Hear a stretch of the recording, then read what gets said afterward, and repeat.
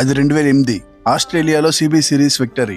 ODI format లో ధోనీని తిరుగులేని కెప్టెన్ గా నిలబెట్టిన విక్టరీ ఇది. 2007 ఓడిఐ వరల్డ్ కప్ లో దారుణంగా ఓడిపోయిన మన ఇండియాకి ఆ world cup winner Australia and runner up శ్రీలంకతో ట్రై సిరీస్. టీంలో సగం మందికి పైగా న్యూ ప్లేయర్సే ఉన్నారు. సో ఇండియా మీద పెద్దగా ఎవరికీ అంచనాలు లేవు. బట్ ఆ సిరీస్ లో మనోళ్ళు నెక్స్ట్ లెవెల్లో పర్ఫామ్ చేశారు. లీగ్ స్టేజ్ లో ఒక్కొక్క మ్యాచ్ గెలుచుకుంటూ ఫైనల్స్ కి క్వాలిఫై అయ్యి అందరినీ ఆశ్చర్యపరిచారు. రోహిత్ శర్మ, రాబిన్ ఉతప్ప, ఇషాంత్ శర్మ, పీయూష్ చావ్లా, ప్రవీణ్ కుమార్, శ్రీశాంత్ వీళ్ళందరి కెరీర్ కి పునాది పడింది ఈ సిరీస్ తోనే. ఒక్కొక్క మ్యాచ్ లో ఒక్కొక్కరు మ్యాచ్ విన్నర్స్. ఇక ఫైనల్లో సచిన్ కొట్టిన క్లాసిక్ సెంచరీని ఎప్పటికీ మర్చిపోలేము.